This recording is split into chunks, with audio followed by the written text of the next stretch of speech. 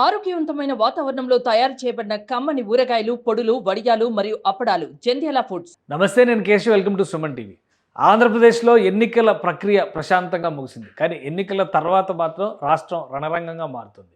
దీంతో సంబంధం లేకుండా ఎలక్షన్ కమిషన్ ఇప్పటివరకు జరిగినటువంటి పోలింగ్ ప్రక్రియ పైన ఒక కన్క్లూజన్ రిపోర్ట్ ఇచ్చింది. దేశంలోనే అత్యధిక ఓటింగ్ శాతం నమోదైన రాష్ట్రంగా ఆంధ్రప్రదేశ్ ఒక రికార్డు నెలకొల్పింది. ఇప్పటివరకు 4 దశల పోలింగ్ పూర్తయింది ఈ జాతీయ సార్వత్రిక ఎన్నికల్లో. ఇక రాష్ట్ర అసెంబ్లీకి సంబంధించినటువంటి ఎన్నికల విషయంలో కూడా 4 రాష్ట్రాల్లో ఆంధ్రప్రదేశ్ పెద్ద రాష్ట్రం, కీలకమైనటువంటి రాష్ట్రం. ఈ నేపథ్యంలో ఆంధ్రప్రదేశ్లో 81% పైగా పోలింగ్ శాతం నమోదు కావడం దేశంలోనే రికార్డ్ అనేటువంటి మాట ఎన్నికల సంఘం సగర్వంగా ప్రకటించింది. అలానే రాజకీయ పార్టీలు ఎవరి అంచనాలు వారు వేస్తున్నటువంటి పరిస్థితి. అధికార పార్టీకి అన్ని విధాల పథకాలు కలిసి వస్తాయనేటువంటి ఆలోచన చేస్తుంటే ప్రభుత్వ వ్యతిరేకత ఉండడం వల్లనే ఓటరు పోటెత్తినట్టుగా విపక్షం చెబుతున్నటువంటి పరిస్థితి. ఇప్పుడు ఈ కూటమి ఏర్పడడానికి కీలక పాత్ర పోషించిన జనసేన పార్టీ పాత్ర ఏంటి? 21 నియోజకవర్గాల్లో అసెంబ్లీ స్థానాల్లో 2 పార్లమెంట్ నియోజకవర్గాల్లో జనసేన పార్టీ బరిలో దిగుతోంది. అలాంటి పరిస్థితుల్లో ఆయా నియోజకవర్గాల్లో ఓటింగ్ పర్సంటేజ్ ఏ విధంగా ఉంది? ఇది జనసేనకి ఎంతవరకు కలిసి వచ్చేటువంటి అవకాశం ఉంది? గత ఎన్నికలతో పోల్చి చూసినప్పుడు ఈ పోల్ పర్సంటేజ్ అసలు పెరిగిందా, తరిగిందా? ఈ అంశాలను విశ్లేషించేటువంటి ప్రయత్నం చేద్దాం. ఓవరాల్గా ఎన్నికల కమిషన్ రిలీజ్ చేసినటువంటి జాబితా ప్రకారం చూస్తే ఎంత ఓటింగ్ పర్సంటేజ్ నమోదైంది అనేది రాష్ట్రంలో ముఖ్యంగా 25 పార్లమెంటరీ స్థానాల పరిధికి సంబంధించినటువంటి డేటాని ఎన్నికల సంఘం ఫైనల్గా రిలీజ్ చేసింది.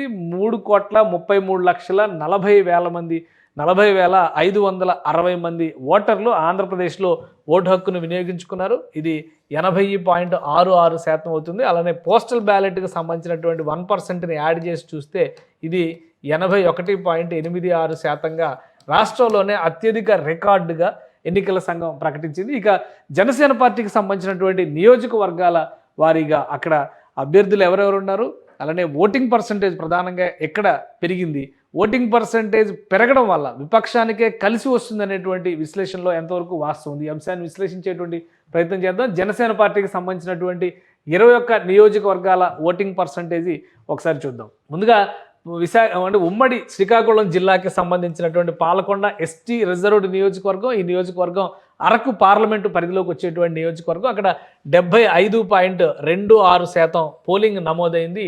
75.26% పోలింగ్ అనేది గత ఎన్నికలతో పోల్చి చూసినప్పుడు ఖచ్చితంగా ఈ పర్సంటేజ్ పెరిగినటువంటి స్పష్టత ఉంది. ఇక్కడ ఈ నియోజకవర్గంలో జనసేన పార్టీ అభ్యర్థిగా పోటీ చేస్తున్నది నిమ్మక జయకృష్ణ పోటీ చేస్తున్నారు.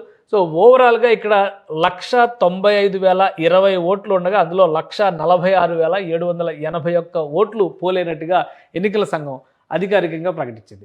ఇక అక్కడ ఉన్నటువంటి పోటీ విషయంలో ఎవరు బలాలు ఏ విధంగా ఉన్నాయనేటువంటి విషయాన్ని మనం తర్వాత విశ్లేషిద్దాం. కానీ ఓవరాల్గా పర్సంటేజ్లు రావడం అనేది ఖచ్చితంగా విపక్ష కూటమికి కలిసి వస్తుందనేటువంటి వాదన వినిపిస్తున్నటువంటి నేపథ్యంలో 21 నియోజకవర్గాల్లోనూ పర్సంటేజ్ పెరగడం అనేది ఆసక్తికరంగా మారింది. 1-2 నియోజకవర్గాల మినహా మిగతా అన్ని చోట్ల కూడా కనీసం 2 నుంచి 4-5% వరకు ఓటింగ్ పర్సంటేజ్ పెరిగినటువంటి పరిస్థితి ఉంది. ఇక నెల్లిమర్ల నియోజకవర్గం విజయనగరం పార్లమెంటరీ స్థానం పరిధిలోకి వస్తుంది. ఇక్కడ 88.25% ఓటింగ్ జరిగింది. 88.25% అంటే ఆల్మోస్ట్ 90%కి దగ్గరగా ఉన్నటువంటి పర్సంటేజ్. ఇక్కడ నుంచి లోకం నాగమాధవి జనసేన పార్టీ అభ్యర్థిగా బరిలో ఉన్నటువంటి పరిస్థితి. ఇక మొత్తం ఓట్లు చూస్తే 2,13,551 ఓట్లు ఉన్నాయి.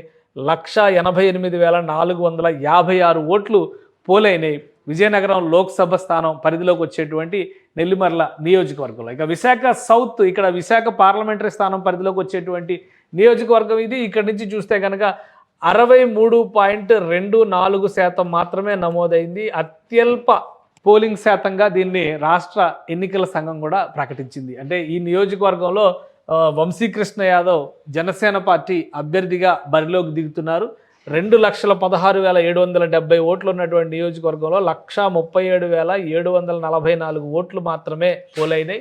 ఇక్కడ వంశీకృష్ణ యాదవ్కి సంబంధించి చూస్తే ఇది కొంత ప్రతికూలమైన అంశంగా మనం చూడాల్సి ఉంటుంది. గతంలో వైసీపీ ఎమ్మెల్సీగా ఉన్నటువంటి నాయకుడు ఆయన పార్టీ మారి జనసేనలోకి వచ్చారు. జనసేన అభ్యర్థిగా విశాఖపట్నం దక్షిణ నియోజకవర్గం నుంచి పోటీ చేశారు. వాసుపల్లి గణేష్ గతంలో తెలుగుదేశం పార్టీ అభ్యర్థిగా ఇక్కడ గెలుపొంది ఆయన ఇప్పుడు అక్కడ వైసీపీ అభ్యర్థిగా బరిలో నిలిచినటువంటి పరిస్థితి ఉంది. కాబట్టి ఇక్కడ పడిపోయినటువంటి పోల్ పర్సంటేజ్ ఇద్దరు కూడా రెండు పార్టీలకి సంబంధించి నాయకులు ఇటు నుంచి అటు నుంచి ఇటు మారడం అనేది ఇక్కడ పర్సంటేజ్ని దెబ్బతీసింది అనేటువంటి అభిప్రాయం కనిపిస్తుంది. అలాగే రాష్ట్ర వ్యాప్తంగా నమోదైనటువంటి పర్సంటేజ్లో కూడా లీస్ట్ పర్సంటేజ్గా విశాఖ సౌత్ దక్షిణ నియోజకవర్గంలోనే ఓటింగ్ పర్సంటేజ్ని చూడాల్సి ఉంది. ఇక అనకాపల్లి నియోజకవర్గం నుంచి చూస్తే 79.82% ఓటింగ్ నమోదైంది. 2,13,714 మంది ఓటర్లు ఉన్నారు. అందులో 1,70,582 మంది ఓటు హక్కును వినియోగించుకున్నారు.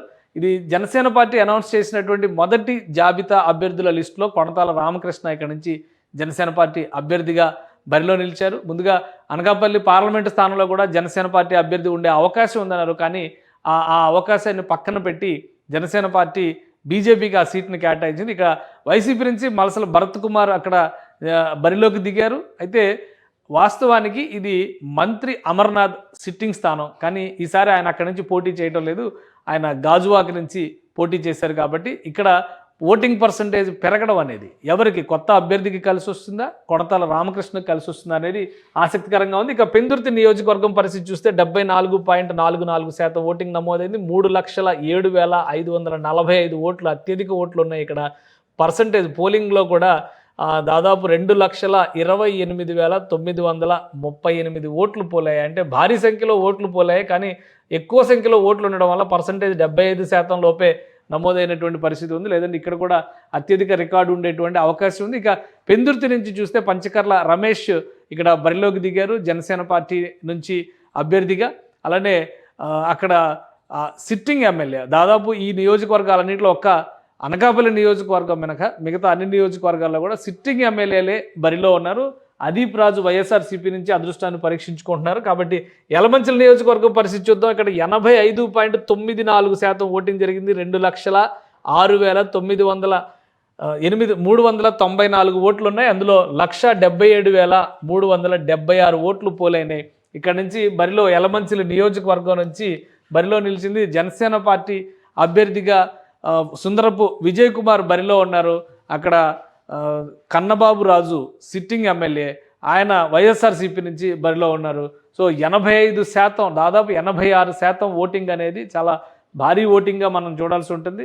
కేవలం 15% మాత్రమే మిస్ అయినటువంటి ఓటింగ్ శాతం. కాబట్టి ఇక్కడ ఎవరికి కలిసి వస్తుందో చూడాలి. ఇక కాకినాడ రూరల్ నియోజకవర్గం పరిస్థితి చూస్తే 74.94% ఓటింగ్ నమోదైంది. 2,69,330 ఓట్లు ఉన్నాయి. ఈ నియోజకవర్గంలో 2,01,833 ఓట్లు ఇక్కడ పోలైనటువంటి పరిస్థితి ఉంది. కాకినాడ రూరల్ నుంచి పంతం వెంకటేశ్వర అంటే పంతం నానాజీ జనసేన పార్టీ అభ్యర్థిగా బరిలో ఉన్నారు.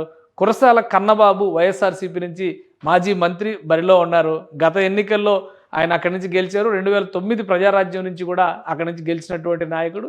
సో ఈ ఈక్వేషన్ సామాజిక వర్గ పరంగా కానీ అలానే వీళ్ళిద్దరూ కూడా పార్టీ పరంగా చూస్తే కనుక ఒకే చోట నుంచి రాజకీయ ప్రస్థానాన్ని ప్రారంభించినటువంటి నాయకులు. ఎవరికి కలిసి వస్తుంది అనేది ఈ ఓటింగ్ చూడాలి. ఇక పిఠాపురం నియోజకవర్గంలో కూడా భారీ ఓటింగ్ నమోదైంది. 86%. అంటే ఓవరాల్గా చూస్తే నెల్లిమర్లలో జనసేన పార్టీ అభ్యర్థులు బరిలో ఉన్నటువంటి నెల్లిమర్ల నియోజకవర్గంలో 88% ఓటింగ్ పర్సంటేజ్ నమోదైంది. ఆ తర్వాత స్థానంలో కనిపిస్తుంది పిఠాపురం అలానే రాజానగరం నియోజకవర్గాలు. పిఠాపురంలో 86.63% పవన్ కళ్యాణ్ జనసేన పార్టీ అభ్యర్థిగా ఇక్కడ బరిలో ఉన్నారు. ఈ నియోజకవర్గంలో పరిస్థితి చూస్తే 2,36,409 ఓట్లు నమోదైనటువంటి పరిస్థితి ఉంది. అందులో పోలైనటువంటి ఓట్ల సంఖ్యను మనం చూద్దాం. 2,36,409 ఓట్లు ఇక్కడ పిఠాపురం నియోజకవర్గంలో రిజిస్టర్డ్ ఓటర్లు ఉన్నారు. అందులో 2,04,811 ఓట్లని పోలైనట్టుగా ఎన్నికల సంఘం అధికారికంగా ప్రకటించింది. అంటే 86.63% చాలా పెద్ద సంఖ్యలో ఓటింగ్ పోలైనట్టుగా గత ఎన్నికలతో అంటే 2019 ఎన్నికలతో పోల్చి చూసినప్పుడు 5 నుంచి 6% పోలింగ్ పర్సంటేజ్ పెరిగినట్టుగా ఎన్నికల సంఘమే ప్రకటించింది. ఇక్కడ పవన్ కళ్యాణ్కి ప్రత్యర్థిగా వంగ గీత ఉన్నారు. ఎవరు గెలుస్తారు, ఈ భారీ పోలింగ్ ఎవరికి కలిసి వచ్చేటువంటి అంశం అవుతుంది అనేది విశ్లేషించాల్సినటువంటి సమయం జూన్ 4వ తారీఖుగా కనిపిస్తుంది. ఇక రాజోలు నియోజకవర్గం జనసేన పార్టీకి సంబంధించి ఇది సిట్టింగ్ నియోజకవర్గం. అయితే ఆ పార్టీలు కి సంబంధించినటువంటి అభ్యర్థి గెలుపొందినటువంటి అభ్యర్థి రాపాక వరప్రసాద్ పార్టీ ఫిరాయించారు. ఆయన వైసీపీలో చేరినటువంటి నేపథ్యం ఉంది కాబట్టి ఇక్కడ రాజోలు నుంచి దేవ వరప్రసాద్ జనసేన పార్టీ అభ్యర్థిగా బరిలో దిగారు. 79.02% పోలింగ్ పర్సంటేజ్ అక్కడ నమోదైంది. 197,920 ఓట్లు రాజోలు నియోజకవర్గంలో ఉన్నాయి.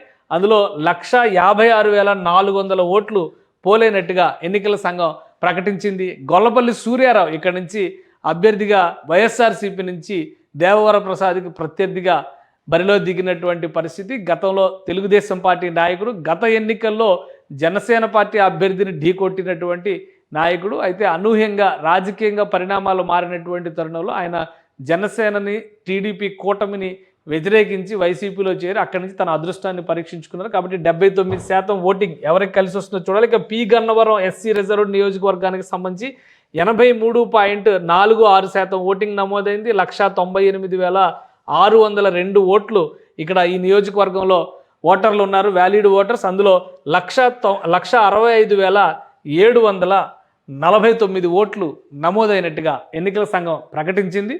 పి గన్నవరం నుంచి గిడ్డి సత్యనారాయణ జనసేన పార్టీ అభ్యర్థిగా అక్కడ బరిలో నిలిచినటువంటి నాయకుడు. ఇక ఆయన ప్రత్యర్థిగా వైఎస్ఆర్సీపీ నుంచి విపర్తి వేణుగోపాల్ బరిలో ఉన్నారు. వీరిద్దరిలో ఎవరికి అదృష్టం వరించనుంది? ముఖ్యంగా పి గన్నవరం రిజర్వ్డ్ నియోజకవర్గం విషయంలో అభ్యర్థి ప్రకటన సమయంలో కూడా కొంత గందరగోళం నెలకొంది. తెలుగుదేశం పార్టీ తమ అభ్యర్థిగా మహాసేన రాజేష్ని ఇక్కడి నుంచి ప్రకటించింది. కానీ చివరి నిమిషంలో అభ్యర్థి మార్పు జరిగింది. ఇది మిత్రపక్షం కోటాలోకి వెళ్ళిపోయినటువంటి సీటు. ఈ నేపథ్యంలో మహాసేన రాజేష్ కూడా జనసేన మీద, పవన్ కళ్యాణ్ మీద వ్యతిరేక భావజాలంతో కొన్ని వీడియోలు రిలీజ్ చేసినటువంటి పరిస్థితిని కూడా ఎన్నికల సమయంలో అంటే పోలింగ్కి 2-3 రోజుల ముందర నుంచి గమనించినటువంటి అంశం. సో ఇక్కడ 83% పోలింగ్ పర్సంటేజ్ అనేది ఎవరికి కలిసి వచ్చేటువంటి అంశం కాబోతుంది అనేది ఆసక్తికరమైనటువంటి విషయం. ఇక రాజానగరం నియోజకవర్గం జనసేన పార్టీ ఫస్ట్ లిస్ట్లో అభ్యర్థిని ప్రకటించినటువంటి నియోజకవర్గం. ఇక్కడ ఏకంగా 87.53% ఓటింగ్ జరిగింది. అంటే దాదాపుగా 88% ఓటింగ్ జరిగినట్టుగా చూడాలి. నియోజకవర్గంలో 2,16,491 వ్యాలిడ్ ఓటర్స్ ఉన్నారు. ఇందులో 189,505 ఓట్లు పోలైనట్టుగా ఎన్నికల సంఘం అధికారికంగా ప్రకటించింది. ఇక్కడ బత్తుల బలరామకృష్ణ జనసేన పార్టీ అభ్యర్థిగా బరిలో ఉన్నారు. జక్కంపూడి రాజా, జక్కంపూడి ఫ్యామిలీకి చెందినటువంటి నాయకుడు వైఎస్ఆర్సీపీ నుంచి బరిలో ఉన్నారు. ఇద్దరిలో ఈ భారీ ఓటింగ్ ఎవరికి అనుకూలంగా మారబోతోంది అనేది కూడా కీలకమైనటువంటి అంశం అవుతుంది. ఇక మిగతా నియోజకవర్గాల్లో పరిస్థితిని ఒకసారి పరిశీలిద్దాం. ఇప్పటివరకు మనం 11 నియోజకవర్గాలను విశ్లేషించాం. ఇక మిగిలినటువంటి నియోజకవర్గాలు మరో 10 నియోజకవర్గాలు ఉన్నాయి. అందులో నిడదవోలు నియోజకవర్గం రాజమండ్రి లోక్సభ స్థానం పరిధిలోకి వచ్చేటువంటి నియోజకవర్గం. ఇక్కడ కూడా 84.67% పోలింగ్ నమోదైంది. అంటే భారీ పోలింగ్ అనే చూడాల్సి ఉంటుంది. 2,13,396 మంది ఓటర్లు ఇక్కడ వ్యాలిడ్ ఓటర్లు ఉన్నారు. అందులో 1,80,688 మంది తమ ఓటు హక్కుని వినియోగించుకున్నట్టుగా ఎన్నికల సంఘం ప్రకటించింది. ఇక్కడ నుంచి కందులు దుర్గేష్ జనసేన పార్టీలో ఒక కీలకమైనటువంటి నాయకుడు, ఆయన ఇక్కడ బరిలో ఉన్నారు జనసేన పార్టీ అభ్యర్థిగా. ఇక జీవి నాయుడు సిట్టింగ్ ఎమ్మెల్యే వైఎస్ఆర్సీపీ నాయకుడు అక్కడ ప్రత్యర్థిగా నిలబడి ఉన్నారు. ఈ భారీ ఓటింగ్ పర్సంటేజ్ ఎవరికి కలిసి వచ్చే అంశం అవుతుంది అనేది ఇప్పుడు ఆసక్తికరంగా మారుతుంది. ఇక పోలవరం ఎస్టీ రిజర్వ్డ్ నియోజకవర్గం నుంచి జనసేన పార్టీ 85.95% ఇక్కడ పోలింగ్ నమోదైంది. 2,53,981 మంది వ్యాలిడ్ ఓటర్స్ ఉన్నారు. అందులో 2,18,297 మంది ఓటు హక్కును వినియోగించుకున్నట్టుగా ఎన్నికల సంఘం ప్రకటించింది. పోలవరం నియోజకవర్గం సిట్టింగ్ ఎమ్మెల్యేని మార్చి ఆయన కుటుంబానికి సంబంధించినటువంటి వ్యక్తులకే వైఎస్ఆర్సీపీ సీట్ ఇచ్చింది. తెల్లం రాజ్యలక్ష్మి అక్కడ వైఎస్ఆర్సీపీ అభ్యర్థిగా బరిలో ఉన్నారు. అలానే జనసేన పార్టీ నుంచి చిర్రి బాలరాజు బరిలో నిలిచినటువంటి నాయకుడు. ఇద్దరిలో ఎవరిని విజయం వరిస్తుంది అనేది ఆసక్తికరంగా మారింది. పైగా రిజర్వ్డ్ నియోజకవర్గం, పోలవరం ప్రాజెక్టు కట్టలేదు అనేటువంటి అపవాదు నేపథ్యంలో ఎవరికి కలిసి వచ్చేటువంటి అవకాశాలు ఉన్నాయి, ఎవరికి ప్రతికూల పరిస్థితులు ఉన్నాయి అనేది ఈ భారీ ఓటింగ్ డిసైడ్ చేస్తే. ఇక నరసాపురం నియోజకవర్గానికి సంబంధించి 84.38% ఓటింగ్ నమోదైంది. 170,448 మంది వ్యాలిడ్ ఓటర్లు ఉన్నారు. ఇందులో 143,825 మంది ఓటు హక్కు వినియోగించుకున్నారు. నరసాపురం నియోజకవర్గం ఉమ్మడి పశ్చిమ గోదావరి జిల్లాలో చాలా కీలకమైనటువంటి నియోజకవర్గం. బొమ్మిడి నాయకర్ జనసేన పార్టీ అభ్యర్థిగా ఇక్కడ బరిలో ఉన్నారు. ముదునూరు ప్రసాదరాజు సిట్టింగ్ ఎమ్మెల్యే వైఎస్ఆర్సీపీ నుంచి ప్రత్యర్థిగా నిలబడ్డారు. 84% ఓటింగ్ అనేది చాలా కీలకమైనటువంటి ఓటింగ్. అలానే నరసాపురం నియోజకవర్గంలో కాపు మత్స్యకార ఓటు బ్యాంక్ డిసైడ్ చేస్తుంది ఎవరు గెలుపు అనేటువంటి అంశాన్ని అనేటువంటి అభిప్రాయం ఉంది. కాబట్టి ఈ భారీ ఓటింగ్ ఎవరికి అనుకూలంగా ఉందనేది చూడాలి. ఇక భీమవరం మరొక కీలకమైన నియోజకవర్గం, ఉమ్మడి పశ్చిమ గోదావరి జిల్లాకు సంబంధించినటువంటి నియోజకవర్గం. ప్రస్తుతం నరసాపురం పార్లమెంటరీ స్థానం పరిధిలోకి వచ్చేది. 79.35% ఓటింగ్ నమోదైంది. ఇందులో 2,53,116 మంది వ్యాలిడ్ ఓటర్లు ఉన్నారు. అందులో 2,80,857 మంది ఓటు హక్కును వినియోగించుకున్నారు. భీమవరం నియోజకవర్గం నుంచి చూస్తే కనుక కొన్ని కీలకమైనటువంటి అంశాలు. గత ఎన్నికల్లో పవన్ కళ్యాణ్ అక్కడ బరిలో దిగారు, అయితే ఓటమి పాలైనటువంటి పరిస్థితి ఉంది. ఈసారి మాత్రం అక్కడ సిట్టింగ్ ఎమ్మెల్యేగా ఉన్నటువంటి గ్రంథి శ్రీనివాస్ మరొకసారి తన అదృష్టాన్ని పరీక్షించుకున్నారు. ఇక జనసేన పార్టీ అభ్యర్థిగా పులపర్తి రామాంజనేయులు పవన్ కళ్యాణ్ స్థానంలో అక్కడ బరిలో దిగారు. కాబట్టి ఆయన గతంలో తెలుగుదేశం పార్టీ అభ్యర్థిగా 2 సార్లు ఎమ్మెల్యేగా కూడా రిప్రజెంట్ చేసినటువంటి నాయకుడు. కాబట్టి ఎవరిని గెలుపు వరిస్తుంది అనేది ఇప్పుడు ఆసక్తికరంగా ఉన్నటువంటి అంశం. కానీ పర్సంటేజ్ విషయంలో మాత్రం గత ఎన్నికల కంటే ఎక్కువ పర్సంటేజ్ వచ్చింది, కానీ 80% దాటలేదు అనేది కొంత అసంతృప్తి ఉంది. ఎందుకంటే ఇక్కడ టీడీపీ జనసేన శ్రేణులు మమేకమయ్యి ఓటింగ్ భారీగా జరుగుతుందని అందరూ ఆశించారు, కానీ 80% దాటలేదనేది ఒకటి మాత్రమే ఒక అభిప్రాయం ఉంది. ఇక తాడేపల్లిగూడెం, ఇది కూడా నరసాపురం పార్లమెంటరీ స్థానం పరిధిలోకి వచ్చేటువంటి నియోజకవర్గం. 81.86% ఇక్కడ పోలింగ్ నమోదైంది. 2,14,985 మంది వ్యాలిడ్ ఓటర్లు ఉంటే 1,75,990 మంది ఓటు హక్కును వినియోగించుకున్నారు. జనసేన పార్టీ అభ్యర్థిగా తాడేపల్లిగూడెం నుంచి బొలిశెట్టి శ్రీనివాస్ బరిలో ఉన్నారు. మంత్రి కొట్టు సత్యనారాయణ ఇక్కడ నుంచి వైఎస్ఆర్సీపీ నుంచి రిప్రజెంట్ చేస్తున్నారు. ఇది చాలా కీలకమైనటువంటి సామాజిక వర్గ పరంగా కూడా ఇద్దరి మధ్య ఒక టఫ్ ఫైట్ ఉంటుందని భావిస్తున్నారు. పోలింగ్ పర్సంటేజ్ 80% దాటిన నేపథ్యంలో ఎవరికి కలిసి వస్తుందో చూడాలి. ఇక ఉంగుటూరు నియోజకవర్గానికి సంబంధించి 87.75% పోలింగ్ శాతం నమోదైంది. ఇందులో భారీగా నమోదైనటువంటి నియోజకవర్గాల్లో, పోలింగ్ నమోదైనటువంటి నియోజకవర్గాల్లో ఉంగుటూరు కూడా ఒకటి.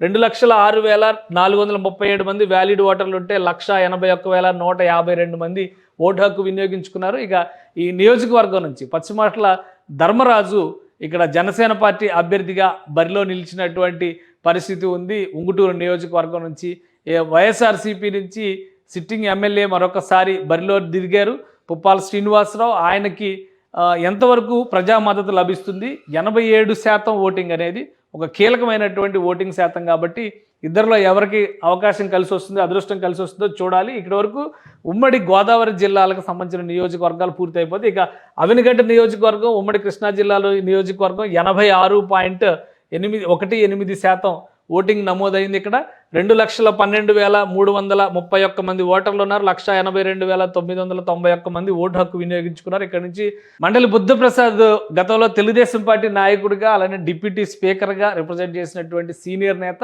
ఆయన జనసేన పార్టీ నుంచి తన అదృష్టాన్ని అవినిగడ్డ నియోజకవర్గం నుంచి పరీక్షించుకున్నారు. ఒక ఆసక్తికరమైనటువంటి విషయం ఏంటంటే, ఒక అవినిగడ్డలోనే గత ఎన్నికలతో పోలిస్తే పోలింగ్ పర్సంటేజ్ దాదాపు 1% తగ్గినట్టుగా రిపోర్ట్స్ని బట్టి తెలుస్తుంది. కాబట్టి మండలి బుద్ధప్రసాద్ సిట్టింగ్ ఎమ్మెల్యే సింహాద్రి రమేష్తో తలపడ్డారు. ఇక్కడ 86%, ఆ రకంగా చూసినా కానీ 86% భారీ పోలింగ్గానే మనం చూడాల్సి ఉంటుంది.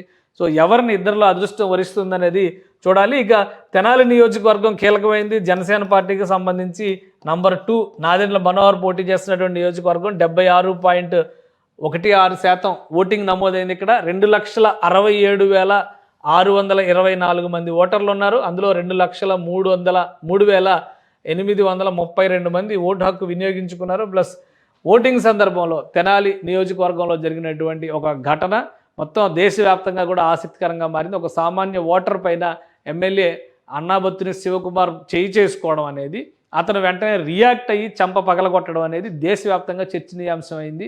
సో ఇక్కడ ఓటింగ్ పర్సంటేజ్ పెరుగుతుందని అందరూ అనుకున్నారు, కానీ 76% వరకే ఉంది. కాబట్టి ఈ నేపథ్యంలో నాదెండ్ల మనోహర్కి ఇక్కడ కలిసి వచ్చేటువంటి అంశాలు ఏంటి? టఫ్ ఫైట్ ఉండబోతుందా, లేదా వన్ సైడ్ విక్టరీకి ఛాన్స్ ఉందా అనేది జూన్ 4వ తేదీనే తెలుస్తుంది. బట్ ఓటింగ్ పర్సంటేజ్ కన్సిడరబుల్గా 75% కంటే ఎక్కువ వచ్చిన ప్రతి చోట కూడా మంచి ఓటింగ్ జరిగినట్టుగానే మనం చూడాల్సి ఉంటుంది. కానీ జనసేన పోటీ చేసినటువంటి నియోజకవర్గాల్లో ఎక్కువ శాతం 80% ఓటింగ్ వచ్చినటువంటి నియోజకవర్గాలు 8-9 నియోజకవర్గాలు ఉండడం అనేది ఆసక్తికరంగా ఉంది. సో రైల్వే కోడూరు పరిస్థితి చూద్దాం. రైల్వే కోడూరు ఎస్సీ రిజర్వ్ నియోజకవర్గం, రాజంపేట పార్లమెంటరీ స్థానం పరిధిలోకి వచ్చేటువంటి నియోజకవర్గం 74.51% ఓటింగ్ నమోదైంది. 2,04,466 మంది ఓటర్లు ఉన్నారు. అందులో 1,52,352 మంది ఓటు హక్కు వినియోగించుకున్నారు. ఇది రాజంపేట పరిస్థితి. చివరి నిమిషంలో అభ్యర్థిని జనసేన పార్టీ మార్చింది. అరవ శ్రీధర్కి టికెట్ కేటాయించింది. అలానే సిట్టింగ్ ఎమ్మెల్యేగా ఉన్నటువంటి కొరమొట్ల శ్రీనివాస్ చాలా సీనియర్ నాయకుడు, టఫ్ ఫైట్ ఇచ్చేటువంటి అవకాశం ఉంటుంది అనేటువంటి భావంతో వైసీపీ శ్రేణులు ఉన్నాయి. కాబట్టి ఇక్కడ ఏం జరిగింది, చివరి నిమిషంలో అభ్యర్థి మార్పు అనేది అరవ శ్రీధర్ ఎంత ప్రభావం చూపించగలిగారు, ఎంతవరకు ఓటింగ్ను రాబట్టుకోగలిగారు అనేది జూన్ 4వ తేదీన తెలుస్తుంది. ఇక చివరి నియోజకవర్గం తిరుపతి నియోజకవర్గం. తిరుపతి నియోజకవర్గంలో ఆశించినంత ఓటింగ్ నమోదు కాలేదు. అలానే ఇక్కడ పరిస్థితి చూద్దాం. 63.32% ఓటింగ్ నమోదైంది. 3,02,503 మంది ఓటర్లు ఉన్నారు. కానీ ఓటు హక్కు వినియోగించుకున్నది మాత్రం 191,557 మంది మాత్రమే. అతి తక్కువ ఓటింగ్ నమోదైనటువంటి నియోజకవర్గాల్లో తిరుపతి నియోజకవర్గం కూడా ఒకటి. తిరుపతి నియోజకవర్గం నుంచి RN Srinivasulu already MLA, YCP ఎమ్మెల్యేగా ఉన్నటువంటి ఆయన నియోజకవర్గం మారి ఇక్కడ నుంచి తిరుపతి నుంచి బరిలో దిగారు. ఇక బొమ్మన కరుణాకర్ రెడ్డి ఆయన కుమారుణ్ణి బొమ్మన అభినయ్ రెడ్డిని బరిలో నిలిపారు. మరి ఏం ప్రభావం పనిచేసిందో తిరుపతిలో మాత్రం ఓటింగ్ పర్సంటేజ్ చాలా తక్కువగా నమోదైనట్టుగా మనం చూడాలి. తిరుపతి, ఆ తర్వాత విశాఖ దక్షిణ నియోజకవర్గం 63%, 63.24%. అలానే ఇక్కడ 63.32% ఓటింగ్ నమోదైంది. ఈ రెండు చోట్లే 63% దగ్గర ఆగిపోయినటువంటి పరిస్థితి. మిగతా అన్ని చోట్ల కూడా జనసేన పార్టీ పోటీ చేసిన చోట్ల అన్ని చోట్ల కూడా 70% పైగా ఓటింగ్ నమోదైంది. ప్లస్ 2019 ఎన్నికలతో పోల్చి చూసినప్పుడు ఈ ఓటింగ్ శాతం దాదాపుగా అన్ని చోట్ల ఎక్కువగానే ఉంది. కానీ 1-2 నియోజకవర్గాల్లో మాత్రం కొంచెం అనూహ్యమైనటువంటి పరిస్థితి ఉంది. అందులో అవినిగడ్డ నియోజకవర్గం గత ఎన్నికలతో పోల్చి చూసినప్పుడు 1% లాస్ జరిగినట్టుగా చెప్తున్నారని, పి గన్నవరంలో కూడా గత ఎన్నికలతో పోల్చి చూసినప్పుడు 1/2% మార్పు వచ్చిందంట. మిగతా అన్ని చోట్ల కూడా ఈ గ్రాఫ్ చూస్తే కనుక మనకి ఈ బ్లూ లైన్స్ అన్నీ కూడా 2024కి సంబంధించినవి. అలానే ఈ రెడ్ లైన్స్ అన్నీ కూడా 2019 ఓటింగ్ పర్సంటేజ్. ఆ రకంగా చూస్తే ప్రతి నియోజకవర్గంలో అనకాపల్లిలో బ్లూ లైన్ రెడ్ లైన్ కంటే పైన ఉంది. అవినిగడ్డలో మాత్రం కొంచెం రెడ్ లైనే పైన ఉంది. ఇక భీమవరంలో రెడ్ లైన్ కంటే బ్లూ లైనే పైకి వచ్చినటువంటి పరిస్థితి. గన్నవరంలో జస్ట్ ఒక పాయింట్ పైకి వెళ్ళింది. గన్నవరంలో కూడా రెడ్ లైన్. అంటే 2019లో గన్నవరంలోనే ఎక్కువ పోలింగ్ పర్సంటేజ్ నమోదైంది. ఇక కాకినాడ రూరల్ పరిస్థితి అలానే ఉంది. ఈసారి పెరిగింది పర్సంటేజ్. రైల్వే కోడూరు పరిస్థితి ఈసారి పర్సంటేజ్ పెరిగింది. నరసాపురంలోని ఈసారి పర్సంటేజ్ పెరిగింది. నెల్లిమర్లలో పర్సంటేజ్ పెరిగింది. నిడదవోలులో పర్సంటేజ్ పెరిగింది. పాలకొండలో పర్సంటేజ్ పెరిగింది. పెందుర్తిలో పర్సంటేజ్ పెరిగింది. పిఠాపురంలో చాలా పెద్ద వేరియేషన్, అంటే దాదాపు 5-6% ఇక్కడ పెరిగినట్టుగా కనిపిస్తుంది. ఇక పోలవరంలో ఈసారి పర్సంటేజ్ పెరిగింది. రాజానగరంలో పెరిగింది. రాజోల్లో పెరిగింది. తాడేపల్లి కూడా, రాజోలు కూడా ఆల్మోస్ట్ ఈక్వల్ పాయింట్స్ కింద మనం చూడాల్సి ఉంది. కానీ లాస్ట్ టైం కంటే కూడా 0.5%, 0.2% పెరిగినట్టుగా లెక్క చెప్తున్నారు. ఇక తాడేపల్లి గూడెంలో పెరిగింది. తెనాలిలో లాస్ట్ టైం ఎలక్షన్స్ కంటే చూస్తే 1% తగ్గినట్టుగా కనిపిస్తుంది తెనాలిలో కూడా. ఇక తిరుపతి నియోజకవర్గంలో కూడా లాస్ట్ టైం పర్సంటేజే కొంచెం ఎక్కువ కనిపిస్తుంది. ఇటువైపు ఉంగుటూరు నియోజకవర్గంలో ఈసారి పర్సంటేజ్ పెరిగింది. విశాఖ దక్షిణ నియోజకవర్గంలో కూడా ఈసారి పర్సంటేజే ఎక్కువ కనిపిస్తుంది. యలమంచిలో కూడా ఈసారి పర్సంటేజే కనిపిస్తుంది. అంటే 1-2 నియోజకవర్గాలు, ఇటు తిరుపతి కావచ్చు, అలానే అవినిగడ్డ కావచ్చు, అలానే మరొకటి ఇక్కడ పెందుర్తి నియోజకవర్గం, పిఠాపురం నియోజకవర్గంలో అయితే భారీ స్థాయిలో పెరిగింది. ఇక మిగిలిన నియోజకవర్గాలు అన్నింటిలో కూడా దాదాపుగా ఈసారి జరిగినటువంటి ఓటింగ్ పర్సంటేజే చాలా ఎక్కువగా కనిపిస్తుంది. ఓటింగ్ పర్సంటేజ్ పెరగడానికి ప్రధానమైనటువంటి రీజన్స్గా చూసేటువంటి అంశాలు ఏంటంటే, ఇప్పుడు అక్కడ ఉన్నటువంటి ప్రధానమైన అంశాల్లో కొత్త ఓటర్లు నమోదు ఎక్కువగా ఉంటే ఓటింగ్ పర్సంటేజ్ పెరగడానికి ఉంటుంది. అలాగే అభ్యర్థుల విషయంలో ఆకర్షణీయమైనటువంటి వ్యక్తులు, జనాకర్షణ కలిగినటువంటి నాయకులు పెద్ద సంఖ్యలో ఉన్నప్పుడు అక్కడ పర్సంటేజ్ పెరగడానికి ఎక్కువ అవకాశం ఉంటుంది. సో ఈ 2 కోణాలను దృష్టిలో పెట్టుకొని మనం చూసినప్పుడు జనసేన పార్టీ పోటీ చేసినటువంటి ప్రతి నియోజకవర్గంలో దాదాపు 21 నియోజకవర్గంలో పోటీ చేస్తే 2-3 నియోజకవర్గాల మినహా అన్ని చోట్ల ఓటింగ్ పర్సంటేజ్ పెరిగింది. అలానే ఈ ఓటింగ్ పర్సంటేజ్ ఎవరికి అనుకూలంగా మారబోతుంది అనేది విశ్లేషించడానికి మరికొంత సమయం ఉంది. జనసేన పార్టీ నాయకులు చెబుతున్నటువంటి వాదన ప్రకారం చూస్తే జనసేనని గెలిపించేందుకే పర్సంటేజ్ ఎక్కువ వచ్చింది అనేటువంటి అభిప్రాయం ఉంది. అలానే అధికార పార్టీ చేస్తున్నటువంటి వాదనను బట్టి చూస్తే కనుక సంక్షేమ పథకాలు గ్రామీణ ప్రాంతాల్లో జనసేన పోటీ చేసినటువంటి నియోజకవర్గాల్లో ఎక్కువ శాతం గ్రామీణ ప్రాంతాలకు చెందిన నియోజకవర్గాలు ఉన్నాయి. ముఖ్యంగా ఎస్సీ రిజర్వ్డ్ కూడా నియోజకవర్గాలు కూడా 3-4 నియోజకవర్గాలు ఉన్నాయి.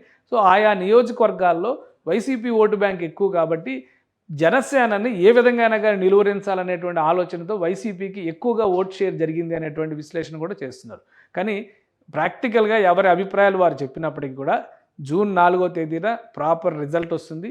ఓవరాల్గా కారణాలు ఏవైనా కావచ్చు కానీ ఓటర్లో చైతన్యం పెరిగింది, ఓటింగ్ పర్సంటేజ్ పెరిగింది, ప్రజాస్వామ్యాన్ని పరిరక్షించేటువంటి క్రమంలో తమ హక్కుల్ని వినియోగించుకున్నారనేటువంటి సంకేతాలు మాత్రం ఆంధ్రప్రదేశ్ ఓటరు దేశం మొత్తానికి చాలా స్పష్టంగా చెప్పగలిగారనడంలో ఎలాంటి సందేహం లేదు. సుమన్ టీవీలో మీ పర్సనల్ అండ్ బిజినెస్ ప్రమోషన్స్ కోసం కింది నెంబర్కి కాంటాక్ట్ చేయండి.